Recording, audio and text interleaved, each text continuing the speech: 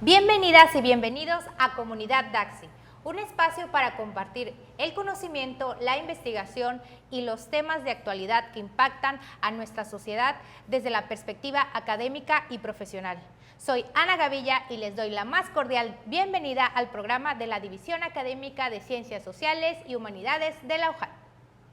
A nombre de todos los que formamos parte de este proyecto, agradecemos a quienes nos sintonizan todos los lunes en punto de las 17 horas a través del canal 35.1 de televisión abierta, así como también el canal 35 del sistema de cable local y por supuesto también a través de los canales de TV UJAT de Facebook y YouTube y por supuesto en Radio UJAT en la estación 96.1 de su FM, gracias a la transmisión simultánea que realiza el equipo técnico de la Dirección General de Comunicación Social de nuestra universidad. En esta ocasión abordaremos una temática de gran relevancia para el ámbito jurídico y social. Conmemoraremos el Día del Abogado, fecha que se celebra en México cada 12 de julio y que nos invita a reflexionar sobre la trascendencia de esta profesión en la construcción de una sociedad más justa, democrática y comprometida con el Estado de Derecho. Por otro lado, el 3 de julio de 1955 marcó un hito histórico en México, ya que las mujeres mexicanas acudimos a las urnas para emitir el voto por primera vez en una elección federal. Hoy hablamos también del eco de las urnas y la conquista de la ciudadanía en México a través del voto femenino.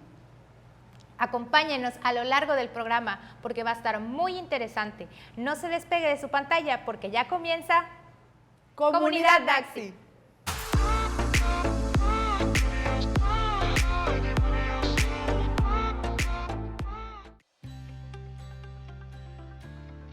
¿Te has preguntado cómo se construye el conocimiento que transforma nuestra sociedad? Prepárate para adentrarte en el corazón del saber, porque ahora abrimos las puertas a la sección donde la curiosidad no tiene límites, donde la investigación y la academia es la clave para conocer los misterios del mundo que nos rodea. En Investigación y Academia queremos destacar los logros de nuestros estudiantes, la dedicación de nuestros profesores, la vanguardia de nuestras investigaciones y el impacto de nuestros egresados en la sociedad.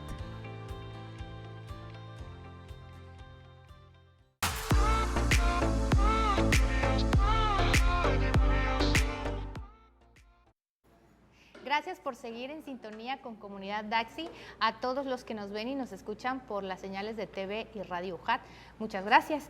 La mañana del 3 de julio de 1955 no fue una jornada ordinaria en la historia contemporánea de México. Aquel domingo, millones de mujeres salieron a las calles con un propósito que les había sido negado sistemáticamente desde el nacimiento del Estado moderno: emitir su voto en una elección federal. Y para hablar acerca del tema, derechos políticos y electorales de las mujeres, nos acompañan en la mesa grandes mujeres profesionistas, expertas en el tema de la División Académica de Ciencias Sociales y Humanidades. Ellas son la doctora Sofi Ruiz Liévano y la doctora María Apolinar Javier Jiménez, a quien a nombre de todos los que hacemos Comunidad Daxi les doy la más cordial bienvenida y les agradezco que estén aquí, doctoras. Es un honor y más hablar de este tema que es tan lindo y bueno, ustedes me dicen. Adelante, claro, doctora. Claro que sí. ¿Qué nos puede decir del tema, por favor? Sí, bueno, es un tema muy relevante, muy importante y pues como en el marco, ¿no?, de este Día del Abogado, pues es primero que nada, pues muchas gracias por la invitación. Pues como mi nombre es Sofía Ruiz Liévano, vengo de la División Académica de Ciencias Sociales y Humanidades y también practico como litigante, como postulante, pues lo que es el área jurídica. Soy abogada, entonces en este aspecto en lo particular ha sido un camino que, si vemos el recuento de hace años ahora, lo que es la carrera de una mujer ha tenido grandes cambios a partir también de las grandes reformas. Entonces para nosotros es importante, pues como profesionista, ir ganando espacios que pues los hemos ido ganando, pero también a base de muchas luchas, de mucho esfuerzo Y ver que el día de hoy, por ejemplo, se den estas pláticas, que se abran estos espacios, pues también es importante porque no nada más es un problema a nivel leyes, marcos normativos que pues sí han avanzado, pero también es un problema social, cultural.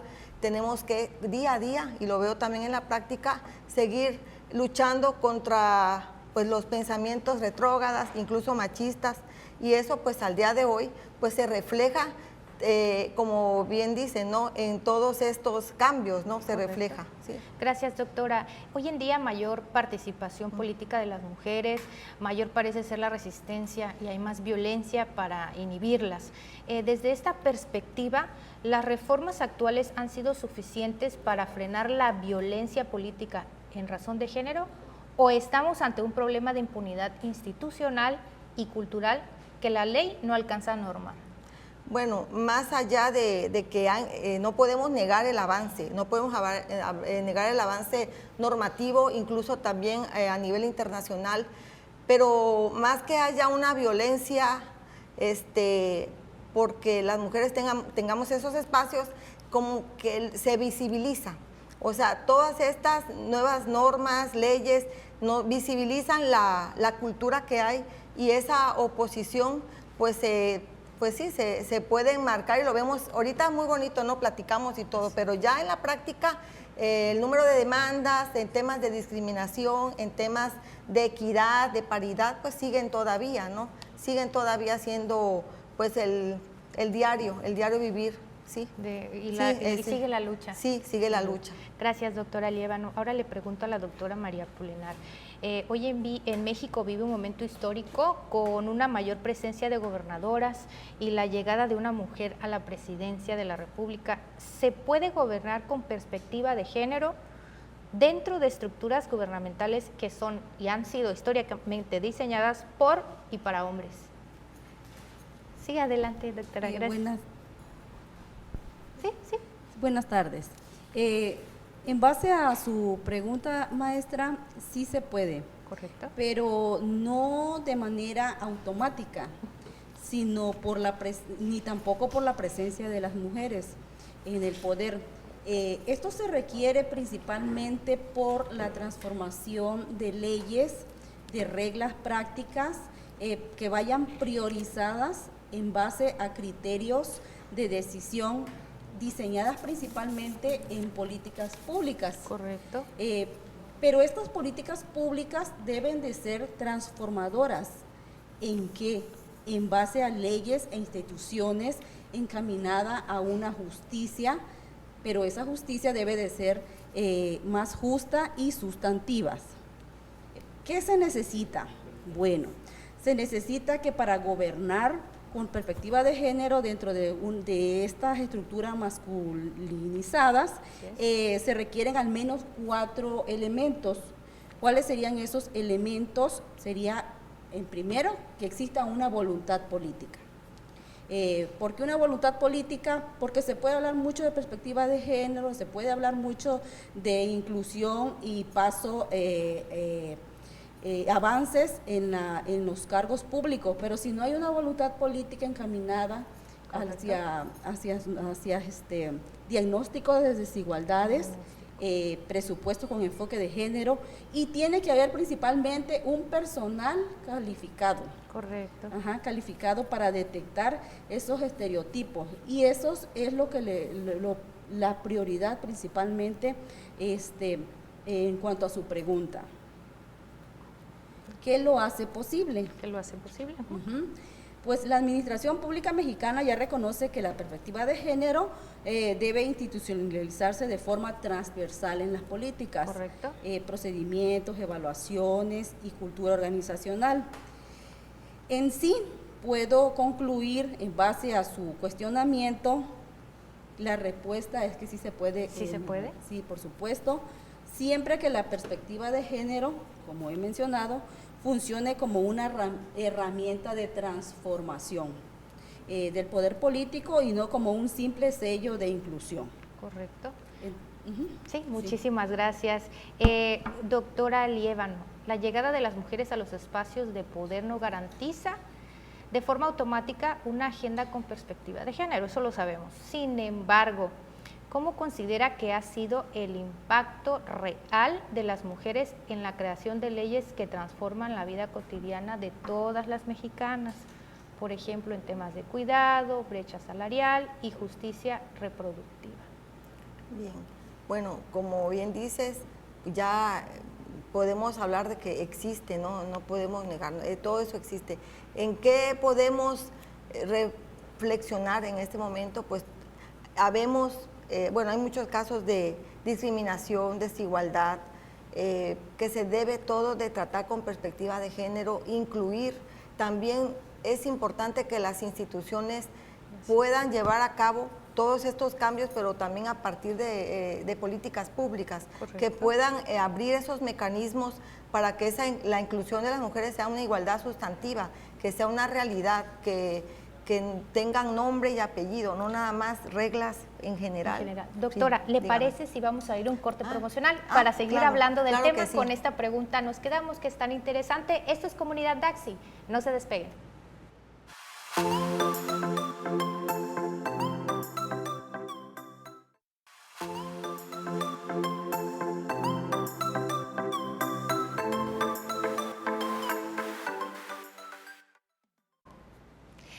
Gracias por estar con nosotros en Comunidad Daxi.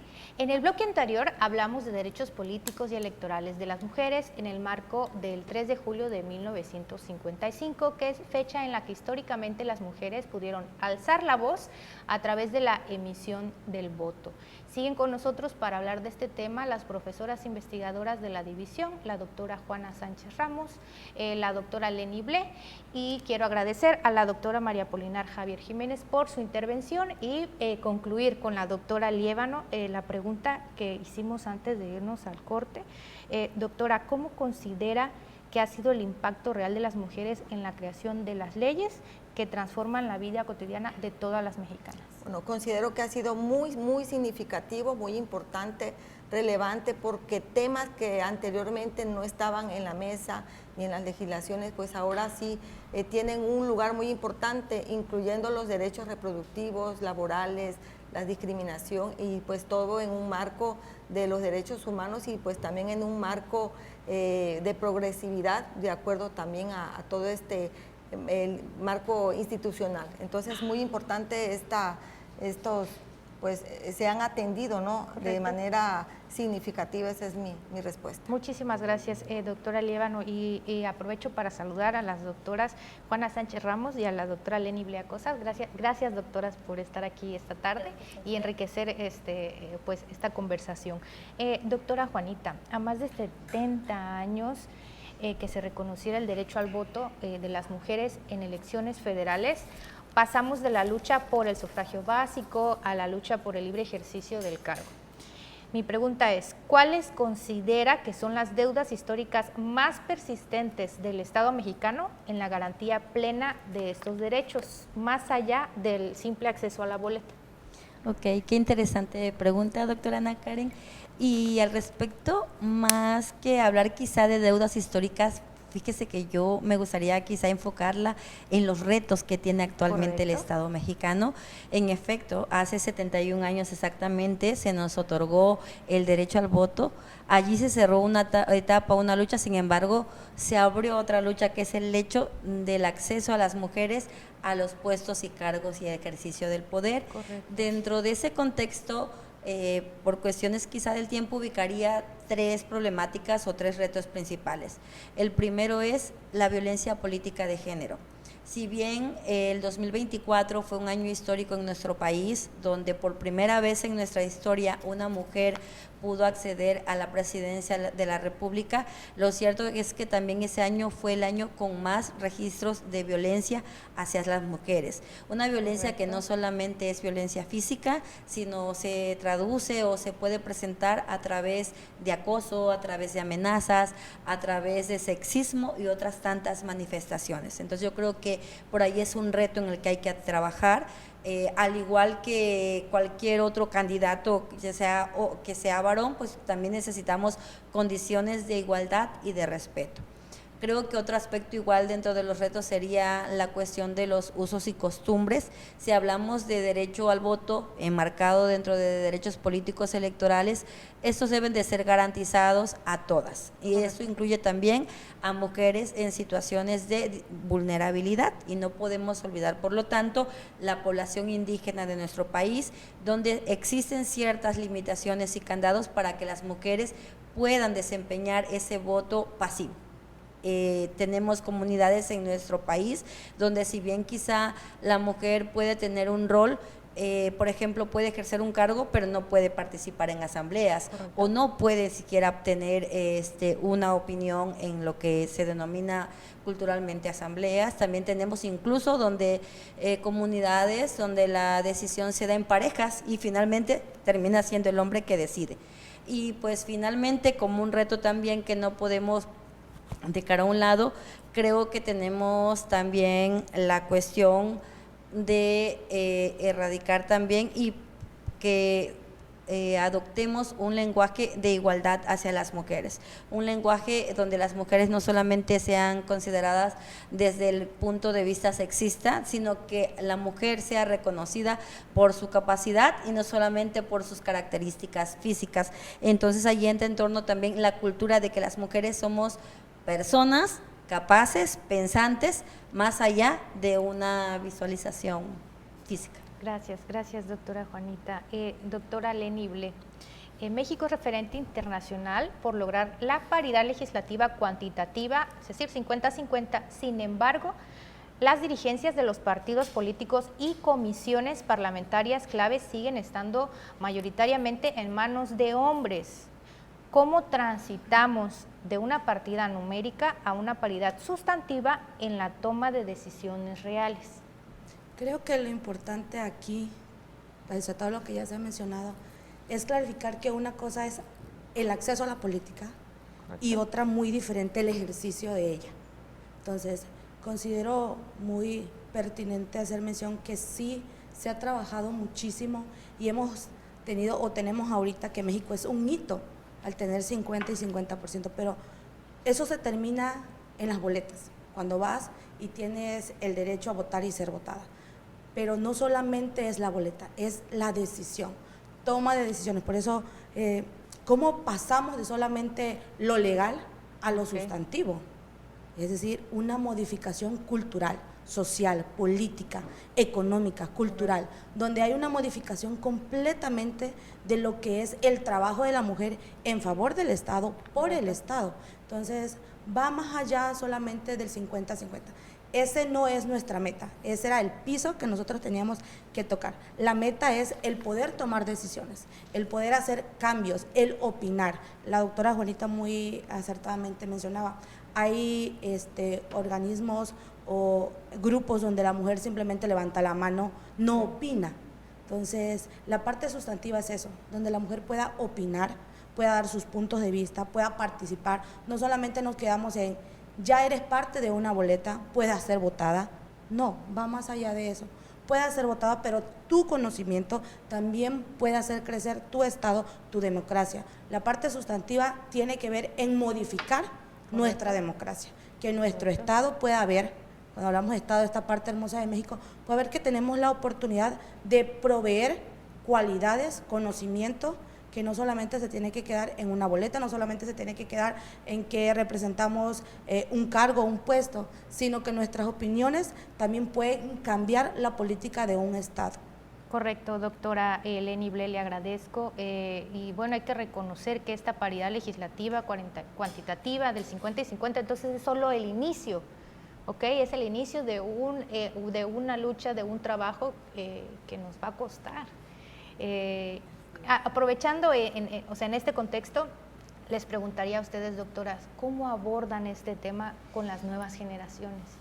¿Cómo ven a los jóvenes? ¿Y cómo ha sido su experiencia desde las aulas? Siempre hemos creído, la mayoría trabajamos en la universidad, que la educación es la base de. Correcto. Para poder cambiar, tenemos que ir a las aulas, cambiar ese paradigma de donde, en el caso que nos compete, que la mujer sola, que con el solo hecho de estar en una boleta ya estás ejerciendo tus derechos políticos, electorales. No, va más allá de eso. Es decir, Nuestros jóvenes tienen que saber que ya la mujer tiene la capacidad de liderar, tiene la capacidad de impartir, de hacer, de transformar, que podemos dar información, compartirla, y eso hace que nuestras nuevas generaciones puedan cambiar. No es fácil, es muy complicado, porque ¿cuántos años hemos traído este paradigma duro, cuantitativo, que lo que se ve es lo que cuenta, la parte de los números, la parte cuantitativa, pero la parte cualitativa, es decir, donde la mujer pueda opinar y pueda aportar, creo que es la que nos toca a nosotras trabajar desde las instituciones. Correcto, doctora Ble. Muchas gracias, doctora Juanita. ¿Cómo lo aborda usted en las aulas?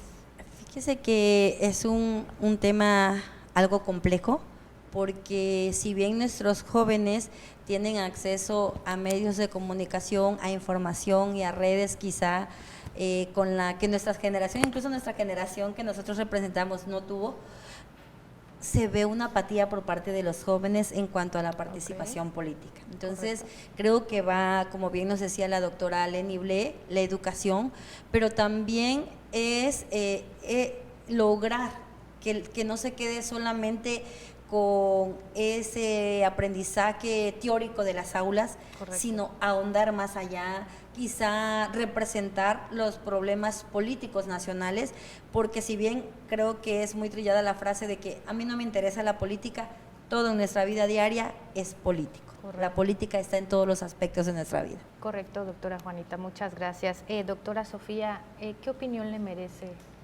Pues aunado a lo que dicen mis compañeras y que es un reto diario, considero que la comunidad universitaria, y al decir esto es desde la parte, pues desde rectoría hasta todo lo que es la institución, padres de familia, lo que es el trinomio, ¿no? Estudiante, padre de familia, universidad, academia, todo esto es una gran responsabilidad que tenemos que afrontar en las aulas, nosotros como profesores también, y darle a los alumnos esa perspectiva de derechos humanos, de igualdad, y crear igual dentro del salón, porque al final pues, son como un laboratorio de lo que realmente se replica, y tener esa formación, y también a partir de eso, pues desde cuidar a nuestros estudiantes, cuidar a nuestra comunidad. Es un reto, pero es fundamental la comunidad universitaria para este cambio social, porque como bien decía la compañera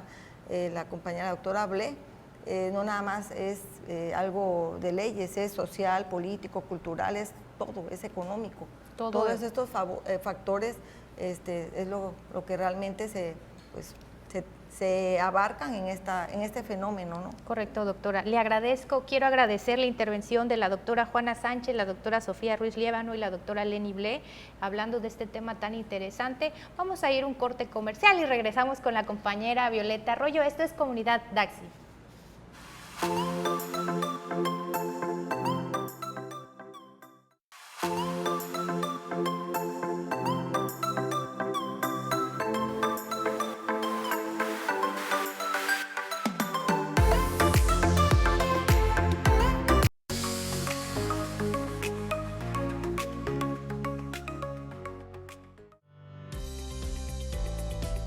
En el camino del aprendizaje hay voces que resuenan con especial fuerza, experiencias que iluminan nuestro entendimiento y perspectivas que nos invitan a reflexionar. En esta sección tenemos el privilegio de conversar con figuras destacadas del ámbito de las ciencias sociales y humanidades, personas que con su trayectoria y sabiduría tienen mucho que compartir con nuestra comunidad universitaria. Bienvenidos a La Entrevista Especial, un espacio para escuchar de cerca las historias, los desafíos y las reflexiones de quienes están dejando una huella significativa en nuestro campo. Acompáñennos a esta conversación enriquecedora.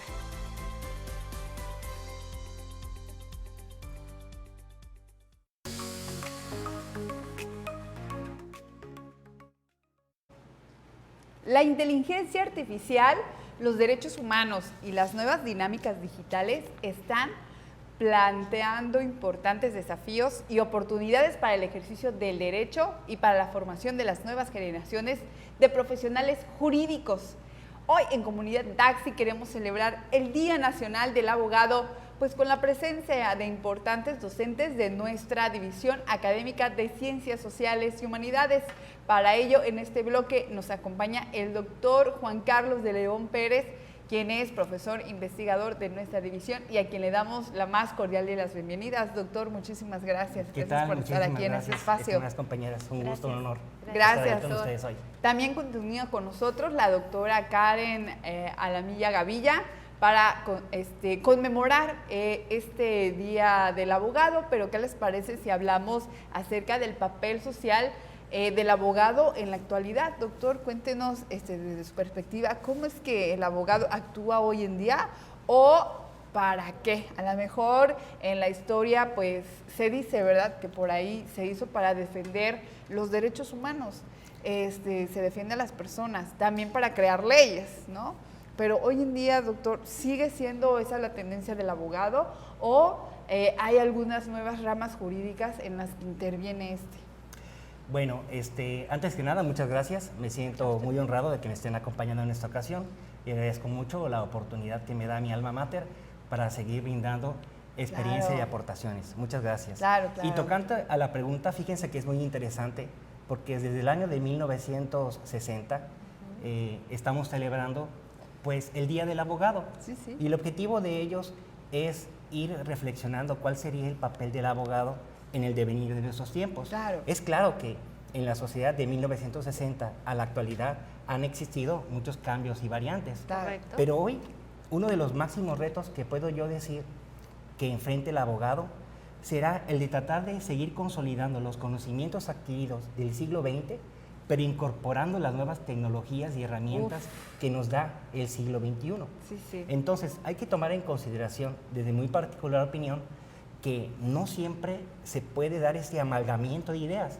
Correcto. Toda esta experiencia filosófica que recibimos a través del positivismo de Hart, que es un gran pensador del siglo XX, relacionándolas con las nuevas tecnologías, como podría ser la inteligencia artificial, pero desde el Internet, ¿recuerdan? Sí, Cuando claro. hicimos esa transformación del cambio desde lo analógico Desde la era digital, y trasladarlo vamos a a las computadoras. Correcto. Y vaya que fue una primera revolución.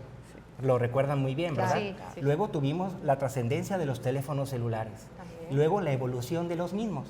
Y ahora actualmente estamos entrando a la era de las aplicaciones y algo que llamamos ingeniería de prompts, que ya generalmente está evolucionando, ¿no? Ahorita la manera en cómo haces el dictado de la búsqueda, entre comillas, será muy relevante. Entonces creo que ahí está el dilema, sin tener que olvidar los principios básicos que será la búsqueda de la justicia. Wow, excelente. Doctor, ¿qué desafíos enfrenta hoy la práctica del derecho frente a los cambios sociales y tecnológicos como la IA y Mira, demás? estimada doctora, es muy difícil poder llegar a una conclusión en definitiva, pero sin temor a equivocarme, estoy detectando algo. Y esto es la deshumanización de la justicia. Claro, sí. Correcto. ¿Sí? Entonces, digo que es de la deshumanización de la justicia porque hay una fascinación ciega en el concepto de la eficiencia. Claro. Claro que hay que destacar que es lo eficiente, pero recordar o depositar nuestra fe, entre comillas fe, a los algoritmos predictivos para sustituir el razonamiento prudente que un abogado experto puede brindar a través de ese bagaje jurídico que se da, de la experiencia y obviamente del estudio de la universidad. Correcto. Hay que pensarlo, ¿eh? Hay que pensarlo, lo dejo así. Entonces, Claro, es una gracias, estrategia doctor. crítica que hay que tomar en consideración. Claro, y precisamente lo hablábamos en un programa anterior con otros profesores investigadores muy importantes para nuestra división, pues precisamente de estos desafíos tecnológicos, ¿no, doctor? Doctora, que hablábamos de hasta dónde llega la inteligencia artificial para determinar la resolución de un caso, por ejemplo, ¿no? Entonces, bueno, es un poquito más o menos lo que usted habla de que se necesita el razonamiento humano, ¿no? Es esa decisión, esa experiencia, esos conocimientos. Entonces, bueno, también nos enfrentamos a las competencias que deben desarrollar hoy nuestros futuros abogados y que pues precisamente en la División Académica de Ciencias Sociales y Humanidades se están formando Usted como docente en esta parte académica, ¿cuál piensa usted que pueden ser esas habilidades y competencias que ya deben de estar desarrollando los estudiantes? Muy buena pregunta. Celebro que el equipo técnico, todos los compañeros que integran las diversas comisiones de la división académica, y sin duda que eso también puede estarse replicando en las demás sedes de nuestra universidad, implica mucho el análisis efectivo de cuáles serán las nuevas asignaturas. Wow. Como tal, pienso que la IA o todo lo que tenga que ver con lo digital tiene que formar parte del acervo directo en alguno de los troncos, ¿no?, que se pueda denominar. Sí, claro.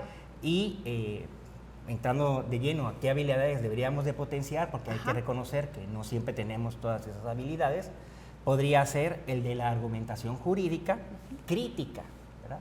Porque podemos tener un excelente barrido, como tú lo dijiste, ¿sí?, utilizándolo como herramienta. Correcto. Y esta herramienta que nos puede brindar la inteligencia artificial nos brinda un pequeño desglose cronológico de lo que estamos buscando. Y si lo comparamos con otras circunstancias u otras fuentes de investigación, vaya que sería un tremendo ahorro. La argumentación jurídica crítica nos permitiría entonces debatir lo que se pensaba en un antes y un después de lo vivido, ¿no? 2, la alfabetización tecnológica. Eso es un elemento muy importante. Y aquí hay un pros y contras. ¿Por qué? Porque en el estudio de análisis de la IA requeremos también las fortalezas de lo que tendría que ser el Internet y lo que nos conlleva. Necesitamos estar conectados para poder acceder a esa poderosa herramienta. De acuerdo, entonces, la alfabetización tecnológica sigue siendo, no una agenda pendiente, pero pienso que vamos a un paso un poco más lento, porque todavía hay un grosso de la población que está apenas descubriendo lo que son las nuevas tecnologías, ¿verdad? Correcto. Y como último, podría mencionar que sería el pensamiento interdisciplinario. No solamente tenemos que quedarnos en lo que piensa pues el jurisconsulto tradicional. Sí. Sabemos que la investigación es interdisciplinario y debemos de abarcar todas las ciencias, cualquiera que ésta sea, que nos permita llegar a un sano constructo de lo que queramos buscar. Es decir, cómo nosotros creamos el concepto, porque a partir de ese concepto se dan las bases de lo que tenemos que derivar. Así pienso que con esos para tres elementos... Para nuestras nuevas generaciones. Claro, ¿no? Sí, o sea, y nosotros nos sorprendemos con las nuevas generaciones, ¿no? Quizás nosotros empezamos o nos costó un poco más de trabajo adaptarnos. Ahora, los nuevos jóvenes llevan con el concepto, ¿no?, el chip integrado, ¿no? Es más fácil, es correcto. Así es. Claro, y doctora, usted... Doctor, sí, una pregunta que me nace ahorita en este momento, doctor Juan Carlos, ¿cómo es su dinámica con sus estudiantes en la división y el uso de la IA? ¿Les permite usar la IA o no les permite usar la IA? ¿Hasta dónde tienen permitido trabajar con esta importante herramienta que llegó para quedarse? Bueno, lo acabas de decir bien, llegó para quedarse, así que necesitamos que tener ese proceso de adaptación.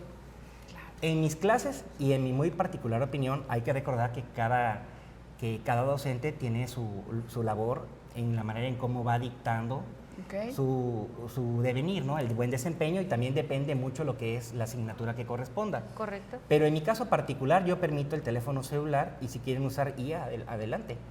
Un docente experto no debe tener miedo a la crítica constante y a la investigación. Correcto. Pero sí es importante regularla, porque lo que queremos es escuchar el pensar de nuestros estudiantes, no lo que dice un bagaje de algoritmos. Sí, claro, ¿verdad? El cúmulo de información de una nube digital que está en el espacio y que, como usted bien lo dice, es una aplicación que a través de algoritmos recopila lo más importante de todo lo que hay en Internet, ¿no? Porque yo la verdad lo que siempre digo es de que todos los días la información en Internet se sube y son millones de teradatos que digo yo, ¿en qué momento tenemos nosotros la visibilidad de ponerte a leer todo lo que se sube todos los días en Internet? O sea, creo que ya la inteligencia artificial pues nos ayuda, ¿no?, nos apoya en ese aspecto a discernir, pero como bien ustedes lo dicen,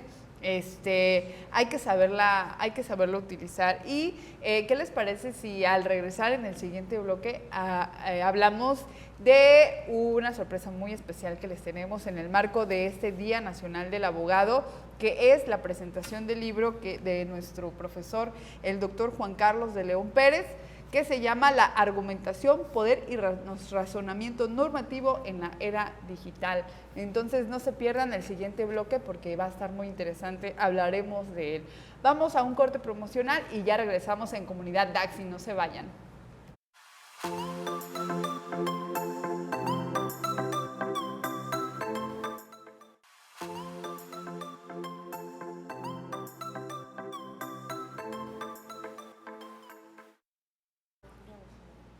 Gracias por continuar en sintonía con Comunidad Daxi a través de los canales digitales de la UJAT, Radio y TV UJAT también. En conmemoración del Día del Abogado, es un placer para nosotros pues anunciar el quehacer académico y científico de nuestros docentes y en esta ocasión el doctor Juan Carlos de León Pérez, profesor investigador de la Daxi, nos presenta su libro Argumentación y Poder, razonamiento normativo en la era digital, que aquí lo tenemos pues casi de paquete y se los recomendamos mucho porque yo ya lo ojeé y los temas están interesantes, pero ¿qué les parece si el doctor Juan Carlos nos cuenta cómo surge la idea de escribir este libro y de qué trata? Doctor, adelante. Muchas gracias, estimadas maestras. Pues la verdad que este es mi bebé, diríamos. Dirían por ahí. Siempre tengo varios documentos que ya había elaborado, pero nunca había sacado uno. Entonces tengo, gracias a Dios, 3 libros y estoy buscando editorial. Pero bueno, ese es otro comercial, ¿verdad? Vamos al tema. Mi bebé le llamo así porque es el primero que habla sobre inteligencia artificial. Aquí vamos a encontrar lo siguiente. En primer momento, sometemos al escrutinio de todos los aquí presentes lo siguiente. ¿Cuánto debemos de darle de extensión de inteligencia artificial versus el cerebro humano? Es decir, ¿cómo vamos a utilizarlo como herramienta? O bien, si nos volveremos dependientes, ¿verdad?, de la inteligencia artificial. Aquí lo que yo cuestiono es, no en sí, que yo estoy a favor de la inteligencia artificial, pero lo que estoy en contra es que se utilice la inteligencia artificial como una posible verdad absoluta o como una posible verdad sobre el inicio de la investigación.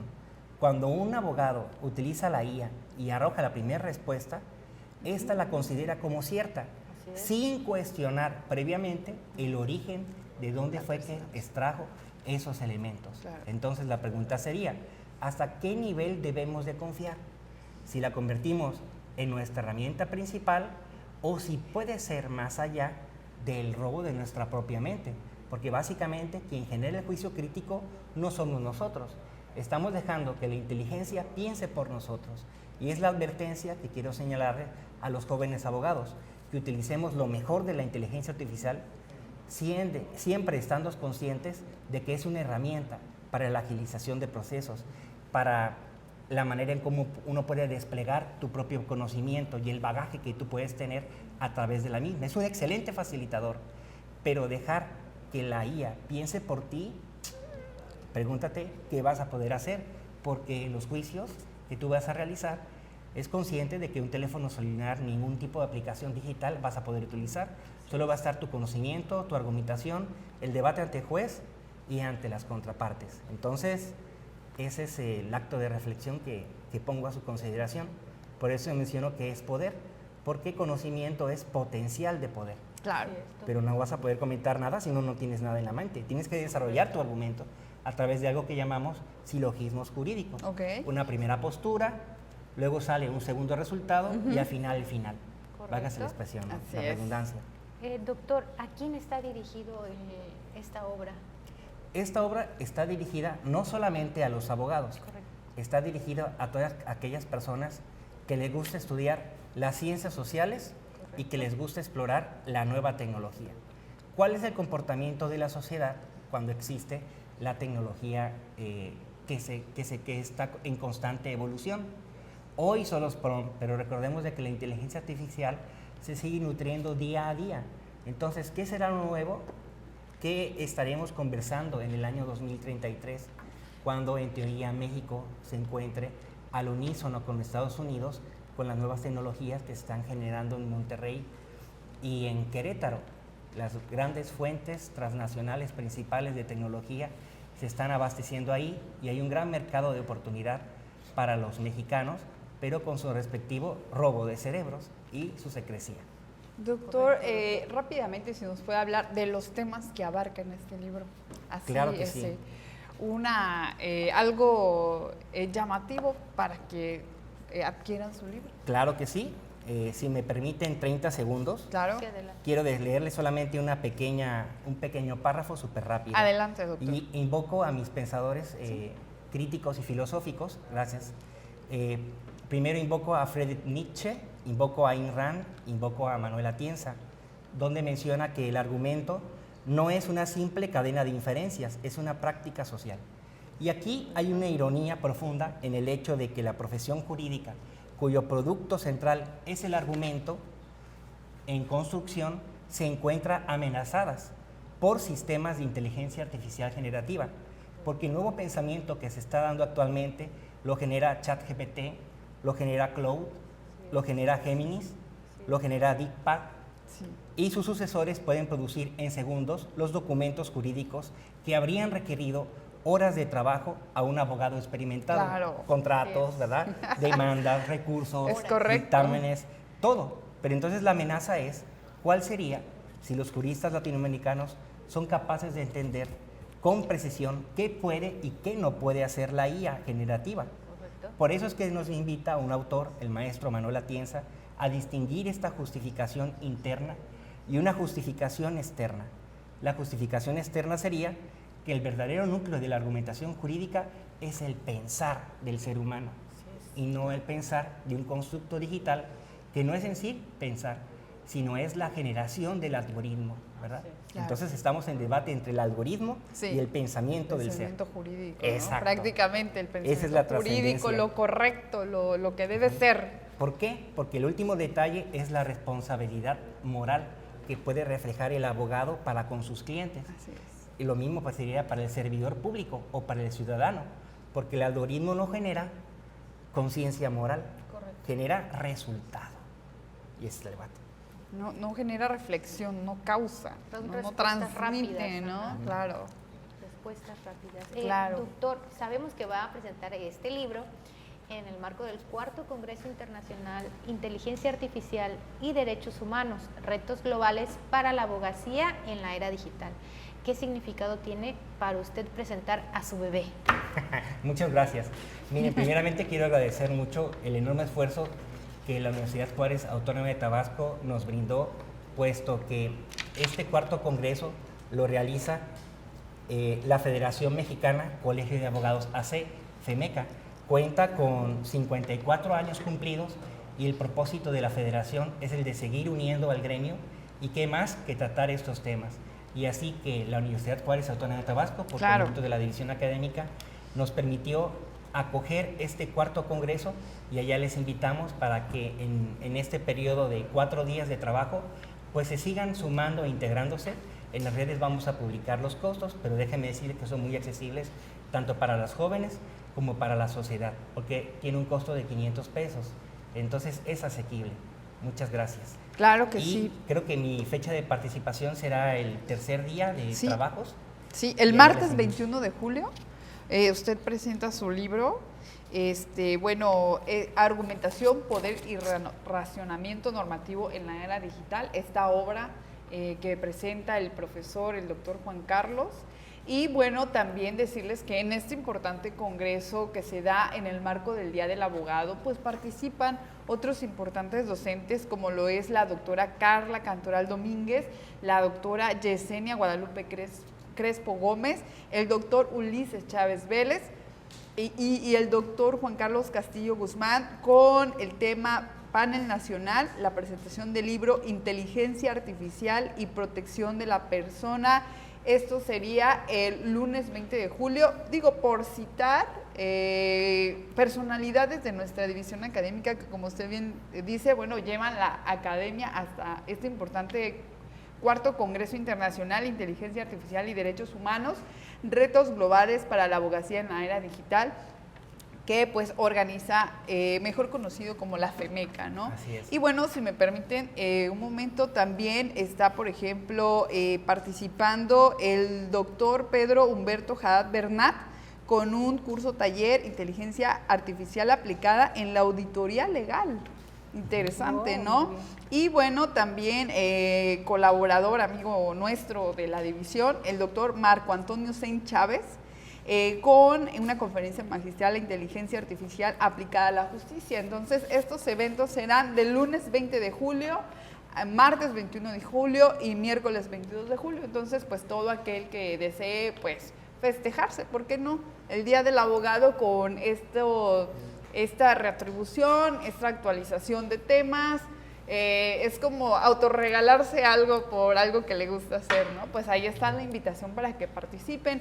Y doctor, una reflexión antes de irnos rápidamente. No, pues que primeramente que la lectura ilustra y el conocimiento no puede ser sustituido ni siquiera por la inteligencia artificial, pero es importante estar preparados en los cambios venideros en esta era digital. Muchas gracias. Muchas gracias. Pues Gracias, de mi parte, doctor. feliz día a todos los abogados de México, Tabasco y el mundo. Doctora, nos vamos. Igualmente agradecerle al doctor Juan Carlos de León Pérez, a la maestra Violeta Arroyo y una servidora Ana Gavilla, y a todos los que están en el equipo técnico aquí con nosotros en el estudio. Esto es Comunidad Daxi, y con esta información llegamos al final. Gracias a la Dirección General de Comunicación Social de la UJAT, directivos, por hacer posible esta transmisión simultánea por radio, televisión y redes sociales. Nos vemos todos los lunes en punto de las 17 horas a través de los canales oficiales de la UJAT. Nos vemos en una próxima emisión.